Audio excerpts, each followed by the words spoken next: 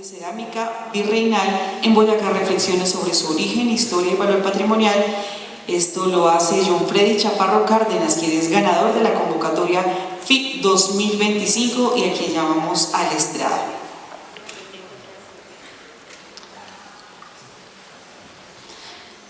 John Freddy es antropólogo de la Universidad de Caldas, egresado en el año 2023. Su trabajo de grado titulado Relaciones Técnico-Sociales en el Molino Moniquirá, un estudio arqueológico e histórico que fue financiado mediante una beca de estímulos del Ministerio de Cultura y del Instituto Colombiano de Antropología e Historia ICANN, recibiendo título meritorio. Se ha desempeñado como contratista de la Universidad Pedagógica y Tecnológica de Colombia en el Museo Arqueológico Eliezer Silva Celis de Sogamoso, realizando labores de registro, inventario y tenencia de la colección arqueológica y como coinvestigador del colectivo Flor de Garrocho, un grupo informal conformado también por el antropólogo Leonardo Bravo y el maestro alfarero Inocencio Merchán, dedicado a documentar las tradiciones alfareras del territorio boyacense a partir de la arqueología histórica, la etnografía y la historia. Resultado de este trabajo ha publicado como coautor el artículo Genealogía de los vecinos loceros, aproximaciones al estilo formal y la tipología de la tradición cerámica de Morcá, vereda de Sogamoso, Boyacá, en la revista de Arqueología de Patrimonio que hace parte del grupo de publicaciones del ICANN. Bienvenido John Freddy, recibámoslo con un fuerte aplauso.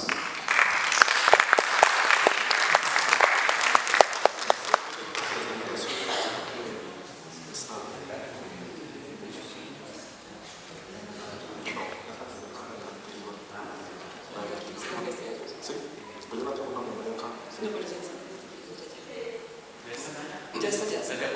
Sí, ya todo está ya.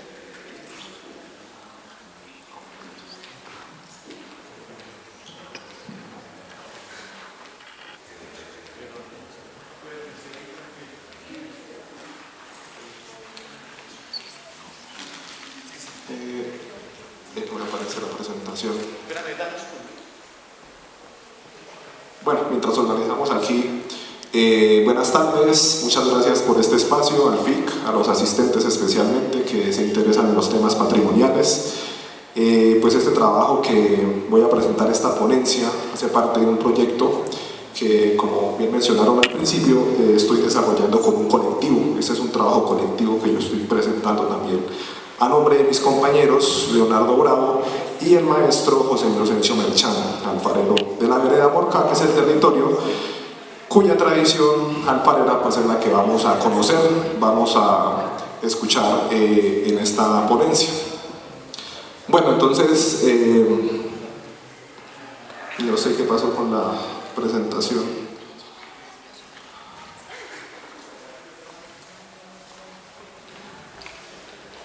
Bueno, en el departamento de Boyacá nosotros encontramos muchas tradiciones, muchas prácticas tradicionales, muchas artesanías, y entre estas pues destaca la alfarería, la cerámica, el trabajo con el barro.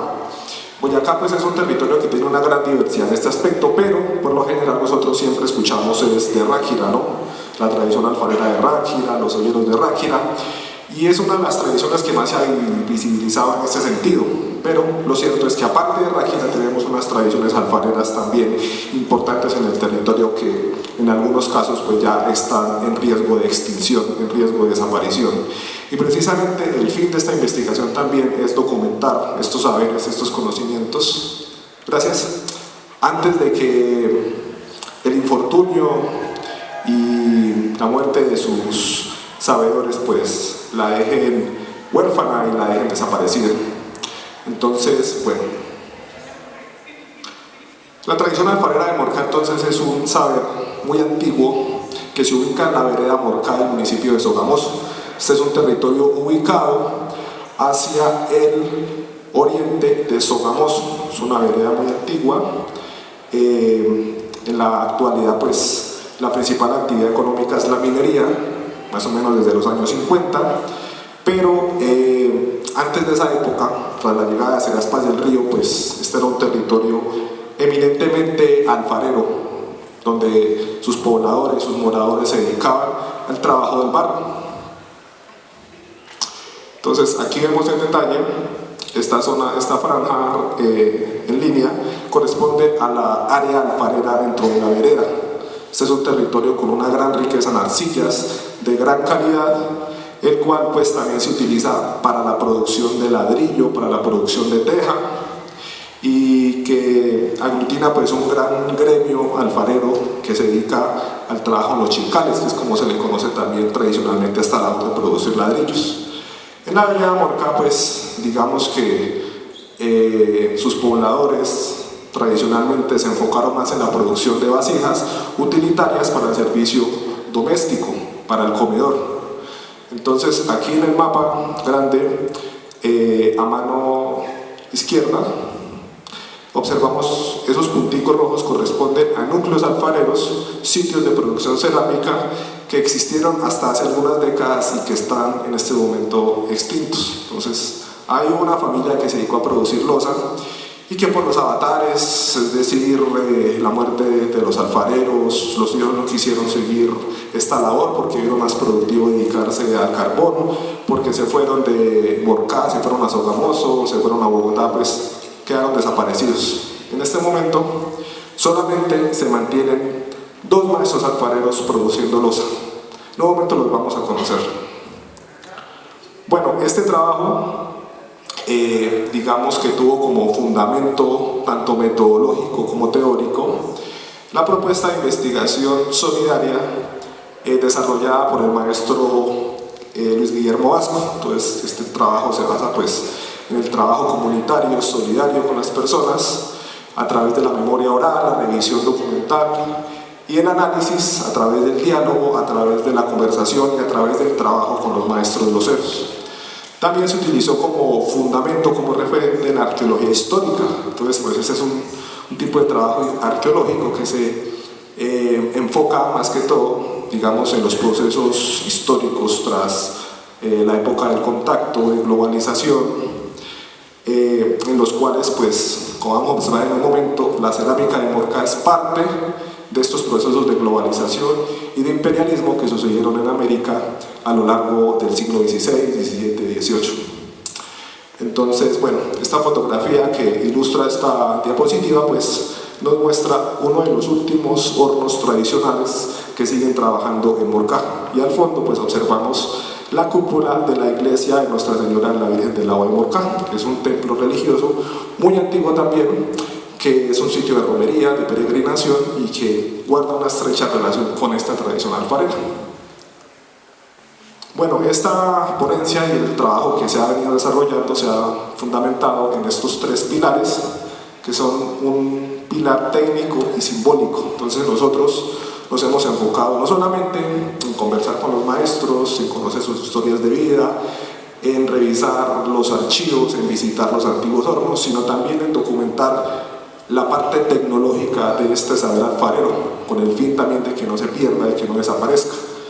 Entonces, digamos que a través de este trabajo, pues, nos hemos inmerso también en esos elementos un poco más profundos, simbólicos, en los cuales la cerámica, pues, es una expresión de esto, no solamente como una recipiente utilitario que satisface una necesidad inmediata, sino también como un lienzo, como una hoja en la cual los alfareros están plasmando muchos de sus narrativas, de sus imaginarios sobre el territorio, sobre la historia, sobre ellos mismos, sobre sus familias. Un segundo pilar es el histórico-social. Entonces nosotros nos hemos acercado a los archivos para poder rastrear esa memoria que de pronto en los maestros alfareros se ha perdido. Ellos son conscientes de que en sus manos resguardan un saber muy antiguo. Ellos dicen, mis abuelitos, mis bisabuelitos, ellos hacían loza. Su memoria va hasta allá. Los archivos nos han permitido darle una fecha aproximada al origen de esta tradición y decirles, ustedes son muy afortunados de haber recibido un saber tan antiguo y que en este momento aún se mantenga, pese a todas las dificultades, pese a todas las problemáticas, pese a todas, digamos, las situaciones adversas en las que se ha enfrentado la tradición hasta el presente.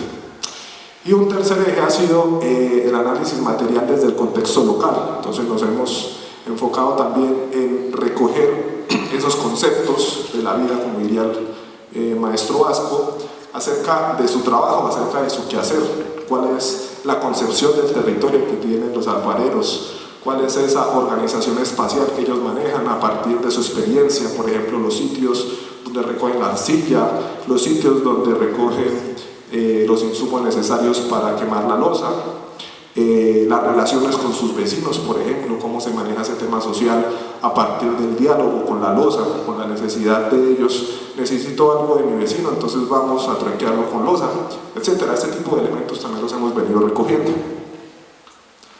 Bueno, entonces en términos ya más conceptuales, nosotros hemos tomado tres conceptos muy importantes que para nosotros son básicos para poder entender esta tradición.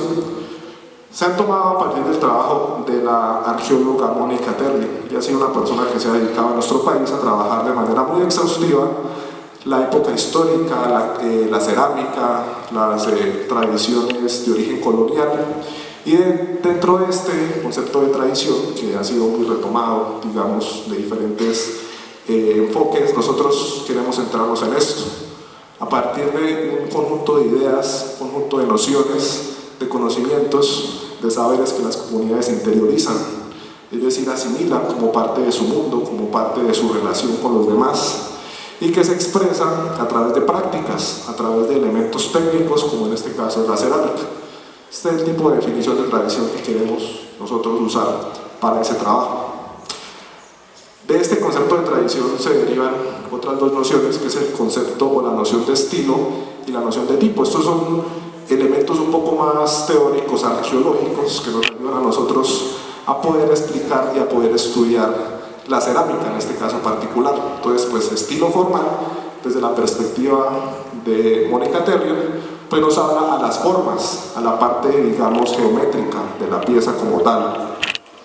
Estas formas, junto con sus decoraciones, sus elementos, digamos, que la acompañan, y las respuestas que las personas o que los alfareros generan para contextos cambiantes, en los cuales pues ellos tienen una respuesta para poderse adaptar. Y la noción de tipo pues ya corresponde a la parte tecnológica, a la parte más, digamos, material de la pieza, de la tradición, y nos habla pues en este caso particular de la arcilla, del barro, que es la materia prima que el alfarero usa para su práctica alfarera, para su trabajo. Entonces pues uniendo, digamos, esta noción, el estilo y el tipo, ya podemos estar hablando de una tradición en particular. Entonces tenemos varios tipos de tradiciones, la tradición indígena, todo el tema de la cerámica muisca, por ejemplo, la cerámica quimbaya, la tradición de la cerámica de la costa caribe, zenú, que, digamos, por estas características de estilo formal y de tipo, se diferencian de otras tradiciones. Entonces nosotros queremos también crear una noción de tradición para Morcá e insertarla dentro de estas tradiciones cerámicas que se han documentado para Colombia, ya en época más histórica. Bueno, dentro de los elementos tecnológicos que, digamos, distinguen a la tradición de Morcá, que la hacen especial, que la hacen única, que la hacen particular, encontramos entonces por un lado los hornos, los tornos de patada y la tecnología del vidriado o esmaltado, como también se le conoce. En la época colonial lo llamaban los barnizada. Entonces, los hornos de Morcá son un tipo de tecnología muy especial y muy particular. Los indígenas muiscas, nuestros ancestros prehispánicos, ellos utilizaban otro tipo de tecnología para quemar su loza. Un tipo de tecnología que se conoce como quema de suelo o los hornos de suelo. Entonces ellos no utilizan este tipo de estructuras hechas de barro, las cuales pueden ser más eficientes para alcanzar altas temperaturas. Entonces, este horno en particular que observamos ahí proviene de Europa, es una tradición de origen mediterránea principalmente, utilizada por muchos pueblos alfareros a lo largo de la historia en este continente, desde los romanos, los visigodos, los árabes.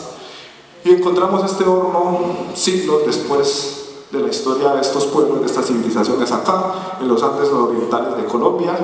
Una comunidad alfarera los sigue conservando, los sigue manteniendo y los sigue utilizando. También encontramos los tornos de patada. Este es un tipo de tecnología también de origen europeo, Los indígenas, los muiscas, utilizaban principalmente como técnica de producción de cerámica el modelado a mano. Entonces cogían el barrito, la arcilla, y con sus manitos le van dando la forma para las recipientes que necesitaban. El torno, por otro lado, es un tipo de invención que utiliza la fuerza mecánica del alfarero a través del movimiento de sus pies para darle forma al barro y tornearlo en la forma, en el modelo que requiere. Esto tiene un origen muy antiguo, estamos hablando de miles de años en el pasado. Los primeros tornos de pata de los que se tienen conocimiento provienen de Mesopotamia, provienen de Egipto, civilizaciones antiquísimas que son los mismos orígenes de la civilización de la humanidad.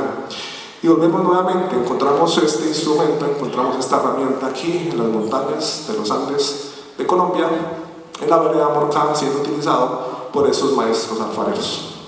Y finalmente la tecnología del vidriado. Este es un tipo de técnica de acabado superficial que tiene también un origen colonial, un origen español, y que nos habla de un barnizado, de un recubrimiento que se le aplicaba a la pieza utilizando principalmente plomo y cobre para darle unos tonos a veces verdes, a veces melados, a veces amarillos, con el fin de volver a la pieza impermeable, es decir, que el agua no se le filtrara. Entonces también le da un acabado muy lustroso, ya que parece imitar, por ejemplo, otro tipo de cerámicas, como por ejemplo la porcelana. Entonces, en España también le conocen como la loza de Basto, es decir, la loza del pueblo. Bueno, aquí encontramos entonces un pequeño videito, vamos a ver si lo podemos mostrar. Creo que no. Ay, ¿qué dice?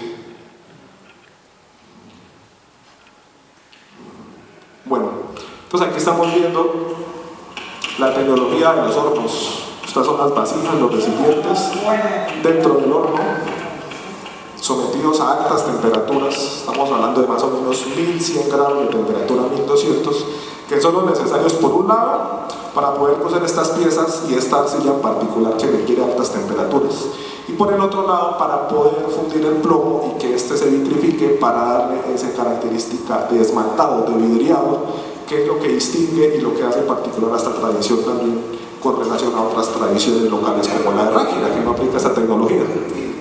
Entonces las vasijas alcanzan prácticamente el rojo a temperaturas muy altas, el fuego sube y las va consumiendo, y esto le permite pues hornearse para que queden ya cocinadas y no se vayan a romper. Esto es un control de la temperatura, también del combustible, ellos utilizan carbón más que todo, del viento para que entre oxígeno a la cámara de combustión y se alcance la temperatura necesaria, del tiempo. Estas hornadas que ellos hacen por lo general duran 12, 14 horas, mientras que la quema de suelo de los indígenas es un tipo digamos, de quema mucho más rápida. Entonces ellos alcanzan temperaturas por ahí de 800 grados y en 1 o 2 horas ya la tienen, en 2 horas ya tienen su loza cocinada. Bueno, esta imagen me parece bien bonita porque nos expresa también este saber que, si se quiere, nos habla también de una mística en torno al fuego, de una mística en torno al control de la temperatura. O sea, uno de los elementos, digamos, catalizadores del desarrollo tecnológico humano desde la prehistoria de nuestros orígenes fue el dominio del fuego. Entonces, con el fuego, por ejemplo, pudimos espantar a los depredadores que nos querían comer, pudimos también desarrollar la metalurgia, pudimos desarrollar la alfarería, cocinar los alimentos. Esto nos separó un poco más de los animales en términos cognitivos, en términos de desarrollo técnico. Y aquí vemos entonces una fotografía del horno alfarero de Morcá, que pareciera un volcán, pareciera como una erupción volcánica y al fondo unas auroras boreales. Entonces, como les estaba mencionando, esta quema se hace por lo general en la noche. ¿Por qué se hace en la noche? Bueno, porque estos hornos duran bastante encendidos y generan bastante humo, especialmente si estamos hablando que se utiliza carbón. Recordemos que Morcá es un territorio donde se explota extensivamente esta roca, y pues digamos que desde que empezó el auge carbonero en los años 50, en los años 60, los alfareros que decidieron seguir manteniendo la tradición vieron en este combustible pues una manera eficiente de poder quemar sus productos. Entonces Anteriormente usaban leña, es lo que nos han manifestado los maestros alfareros, pero no era menos eficiente. Entonces el carbón tiene una mayor carga calorífica energética y pues digamos en los hornos genera estas subidas de temperatura espectaculares, estas flamas que salen por las cámaras de combustión y que nos parece estar mostrando un volcán en erupción. Podemos hablar entonces de los maestros alfareros como piromantes, como maestros del fuego, que a través de él transforman, si se quiere también practican alquimia con el plomo para producir loza. Ese es otro video entonces aquí, les presento al maestro Carlos Alarcón. Él es uno de los maestros alfareros que en el presente aún mantiene este saber, se dedica a la producción de loza para su sostenimiento, casi de manera exclusiva. Entonces aquí nos está mostrando cómo es el trabajo con el torno, cómo es el arte de darle forma al barro con las manos y con los pies, cómo es producir, darle forma y crear una pieza, una vasija, un recipiente que en su trabajo, en su modelado, en su torneado, está expresando y está recibiendo el conocimiento de generaciones y generaciones de maestros alfareros, no solamente en Morcá, sino también en España, en África, en Europa, en toda esa tradición mediterránea que llegó a Morcá hace mucho tiempo.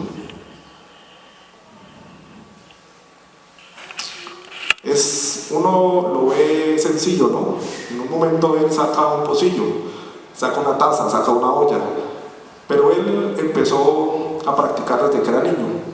Entonces es un saber interiorizado, un ethos que él ha incorporado toda su vida, que ya prácticamente lo hace casi automático.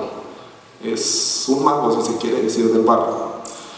Y que estamos siendo testigos prácticamente de una de las últimas manifestaciones que utiliza este torno por lo general, el tradicional torno de patada. En Ráquira, por ejemplo, se utilizan los tornos eléctricos, se utilizan los moldes. Con esto no estoy buscando desmeritar a la tradición de Ráquira, que es muy importante también y que nos ha permitido conocer muchos de los secretos de la cerámica, al menos histórica y prehispánica, sino reconocer pues que finalmente la loza de Morcá ha sabido mantener algunos elementos intactos muy antiquísimos y originales en su práctica alfarera. El tercer elemento sería el vidriado o el esmaltado. Les presento entonces la gama de colores que los maestros alfareros de Morcá utilizaban para sus recipientes. Entonces vamos, ¿qué pasa desde unos colores rojos, amarillos, verdes, hasta unos anaranjados? Entonces estos colores nos dan una pista de la riqueza del vidriado, del esmaltado que los maestros utilizaban. Y en algunos casos era azaroso, es decir, ellos hacían la mezcla de los elementos, de los minerales, del plomo, del cobre, con las arcillas. Y en algunas ocasiones los resultados eran un poco azarosos. A veces se esmaltaba bien, a veces no les esmaltaba tan bien.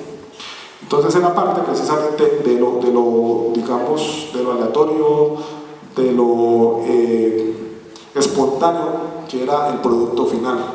Y era lo que le daba precisamente más valor. Cada pieza era única, no se repetía, era única porque era azarosa, era aleatoria. Entonces, digamos que eso también nos expresa otro carácter muy original de la loza de Morcá, que no solamente es única en sus elementos que la constituyen, en sus elementos tecnológicos, en haber conservado muchas prácticas tradicionales antiguas, sino también en que cada pieza era única y especial y valiosa por este rasgo.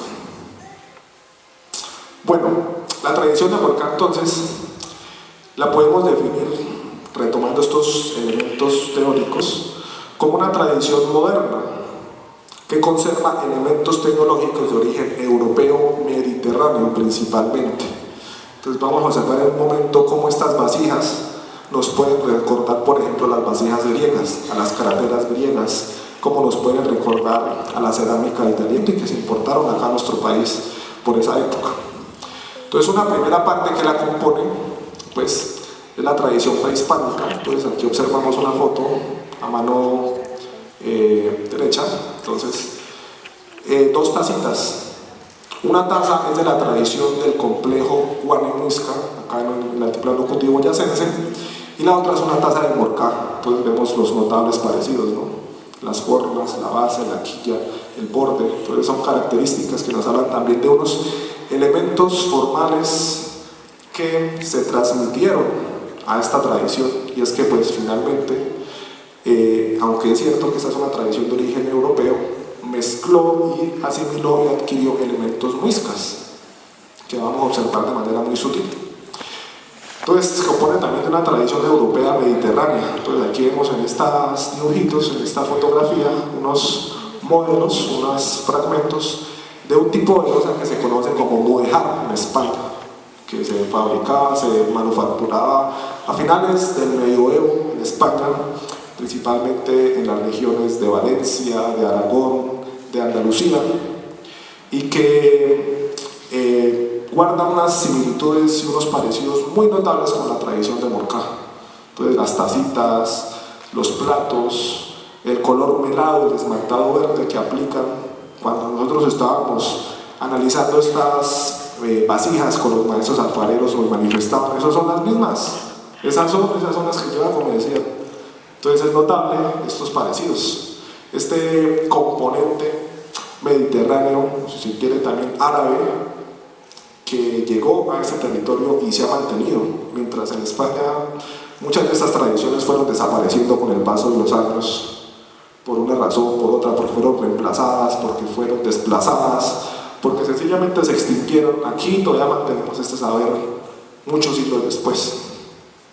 Y finalmente, pues una tradición africana. No podemos, a partir de la investigación que hemos hecho, concluir que la cerámica de Morcá haya tomado elementos de la tradición africana. Es una hipótesis, una posibilidad que todavía necesitamos demostrar, pero es cierto que en el territorio pues, de América la influencia africana fue muy notable, es muy notable, no solamente en el folclore, no solamente en el componente humano, genético, sino también en la parte cultural, tradicional, artesanal, como es la cerámica. Y pues la revisión documental, la revisión histórica nos dice que en Sogamoso también hubo pues una importante población esclavizada africana, quienes pues seguramente dieron su aporte para que esta tradición también se consolidara. Bueno, vamos a hablar ahorita de los orígenes de esta tradición, cómo fue que esto llegó a Sogamoso, cómo fue que en las montañas por allá de Morcá, en Sogamoso, en Boyacá, en Colombia, estamos hablando de unos hornos medievales, de un vidriado árabe, de un torno de patada de origen egipcio, mesopotámico. ¿Cómo fue que eso llegó por allá? Perdón.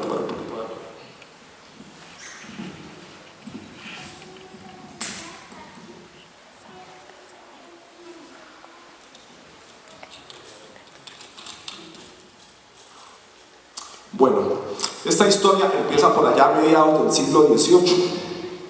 Recordemos entonces, nuestro país en ese momento era conocido como el Virreinato de la Nueva Granada.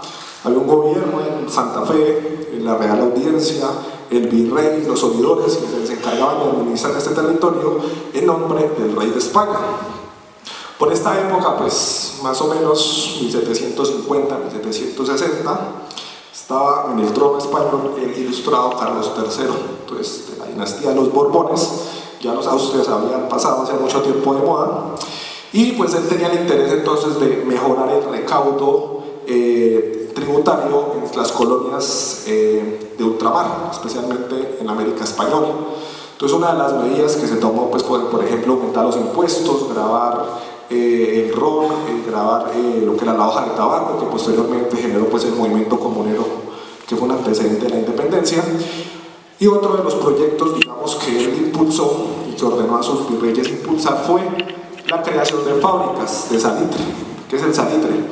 El salitre es un tipo de compuesto químico mineral que se extrae por lo generalmente de las salinas, de las zonas donde se explota sal. Entonces este es un insumo necesario para la producción de pólvora.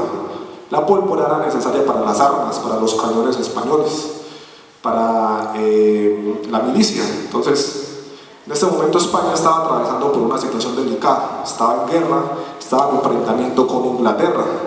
Entonces había el riesgo de que los ingleses invadieran las colonias y se apoderaran de ellas. En ese momento la producción de pólvora solamente se realizaba en Quito, allá en el Ecuador actual, y en La Habana, en Cuba. Esos dos sitios eran los únicos que producían pólvora para todo el virreinato. Bueno, también en México. Entonces, imagínense trasladar pólvora desde estas distancias tan grandes para diferentes sitios, pues era una logística complicada. Si los ingleses hacían un bloqueo naval, pues quedaban detenidos prácticamente.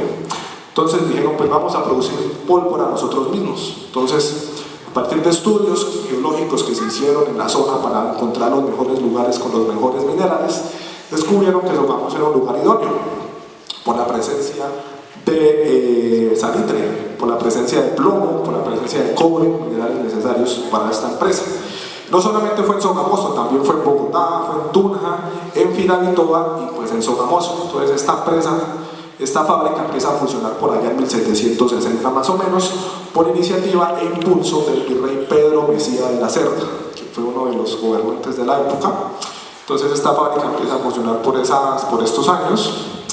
En Sogamoso en ese momento pues estaba sucediendo también una situación bien especial, y es que el resguardo indígena que se había fundado por allá en 1596 por parte de la Real Audiencia por orden del rey para poder proteger a la población indígena que estaba menguando crecientemente, pues se funda, y para esta época, 1760, este resguardo está en riesgo de extinción, de desaparición. Entonces resulta que Sogamoso, digamos, para esa época era un pueblo de indios, un asentamiento donde se esperaba pues, que los indígenas se concentraran para poderlos gobernar y para poderles obtener pues, el tributo de manera más fácil, ya que los muiscas pues, ellos tenían un patrón de asentamiento un poco más disperso, no eran de vivir en grandes poblados, en grandes asentamientos, y de esta manera pues, los podían concentrar y los podían controlar.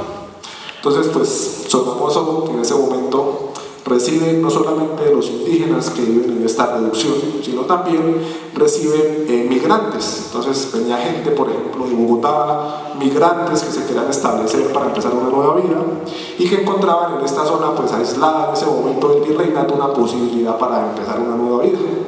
Estas personas entonces eran mestizos, hijos de españoles con indígenas, hijos de indígenas con esclavos negros, hijos, digamos, también indígenas que se habían querido escapar de sus resguardos para no tener que pagar este tributo, que era una carga bien alta, y empiezan a establecerse acá. También encontramos españoles pobres, criollos, españoles nacidos en América, que empiezan a migrar para consolidarse, para poder encontrar una nueva vida, y se radican en Sogamoso. Entonces ellos empiezan a arrendar tierras a los indígenas para poder trabajar.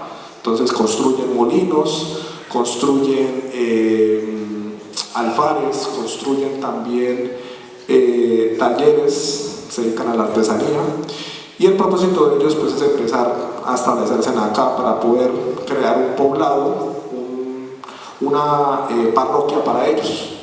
Pero ven en los indígenas pues algo que, digamos, una competencia. Entonces la Real Audiencia pues empieza a mirar que la población indígena está reduciéndose, está menguando todavía. Entonces si estamos hablando, no sé, en la época 1592 cuando se establece el resguardo había 1000 indígenas, cuando llega la fábrica de salitres pues habrá por ahí unos 200 indígenas, es una caída picada muy alta.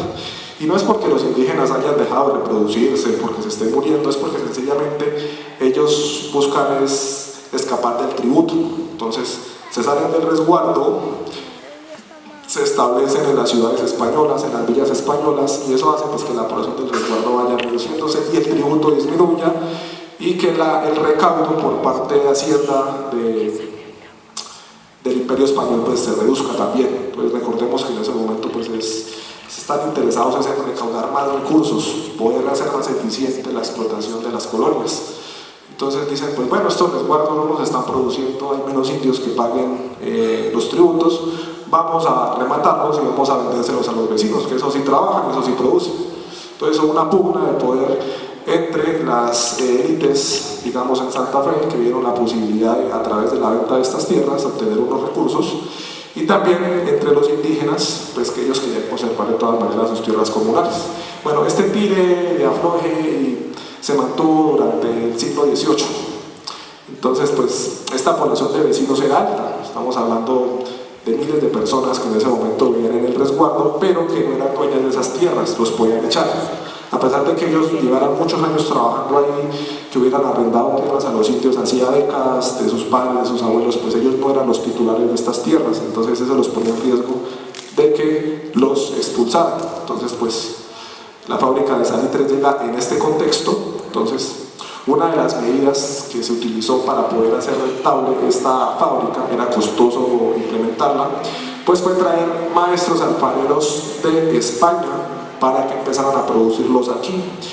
También para producir las botijas. Las botijas son los recipientes en los cuales se guardaba la pólvora para que esta no se dañara. Entonces imagínense, llevar pólvora desde el altiplano hasta la costa caribe, hasta Cartagena, pues atravesando todo el río Magdalena y todo medio país, era algo muy difícil. Entonces garantizar que la pólvora no se dañara era fundamental. Entonces trajeron esos maestros alfareros para que produjeran las botijas y les enseñaran a los vecinos, a los indios, a hacer loza, y ellos la mantuvieran. Bueno, el virrey Pedro Mesía de la Cerda nos dice en su informe, cuando acaba sumando, que la fábrica no funcionó, quebró, no se logró el cometido. También nos dice que los barros que utilizaban las arcillas no les funcionaban, se les explotaban. Entonces muchas cosas se perdían. Nosotros en la búsqueda documental que hemos hecho para poder hacer los orígenes de esa tradición encontramos un censo que se hace en esta época para los vecinos que habitaban en el resguardo y encontramos los nombres de 2 vecinos que se dedican a la producción de loza, que son loceros.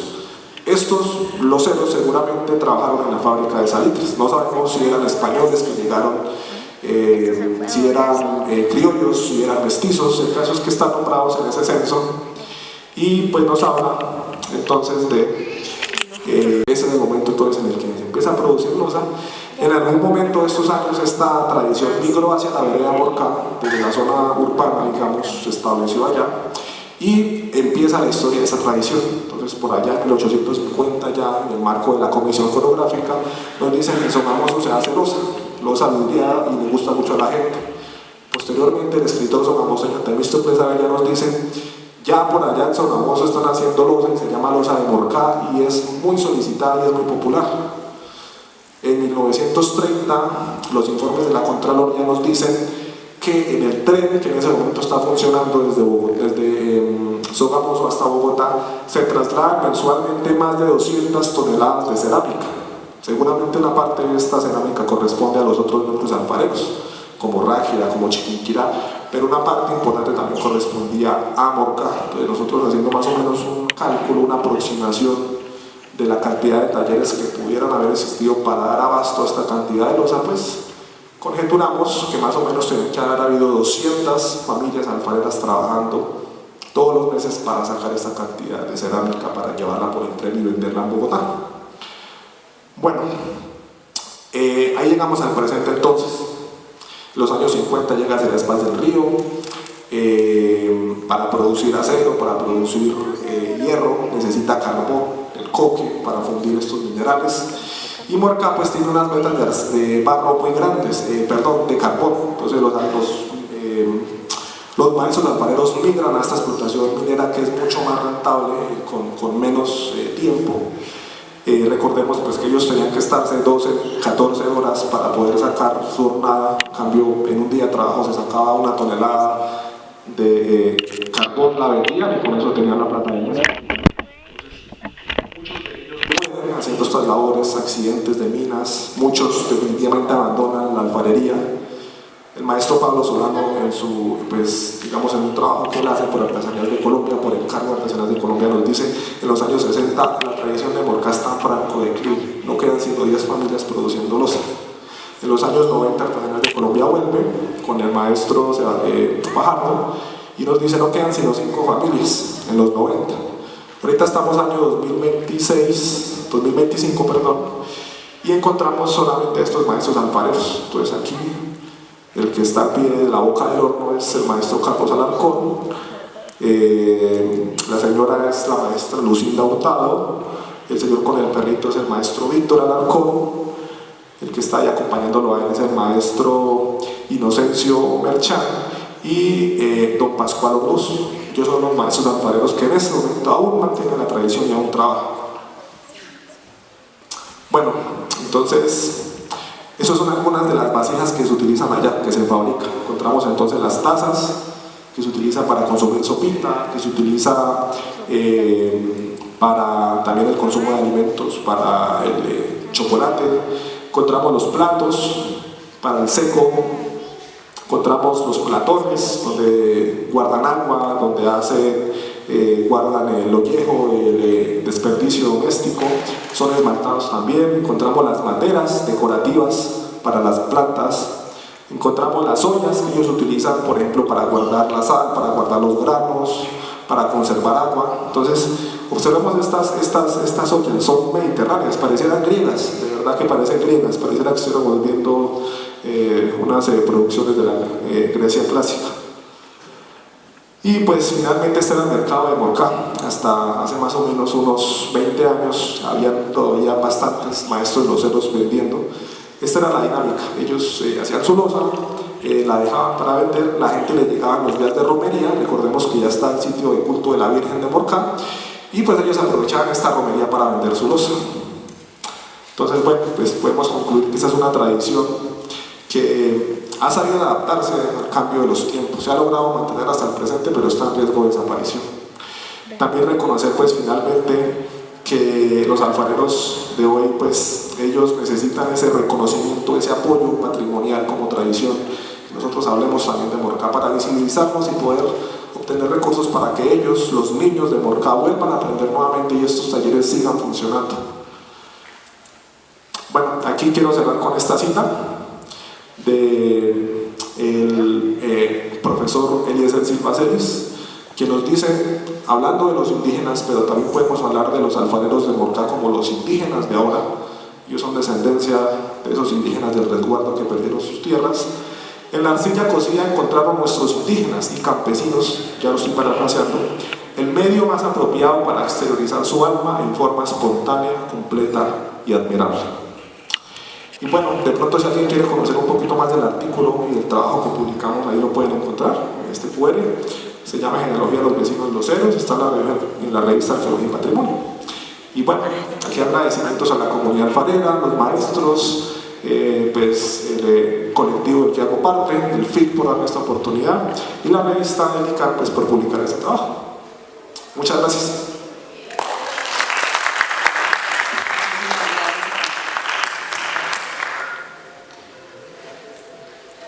Bueno, y ya para ir cerrando este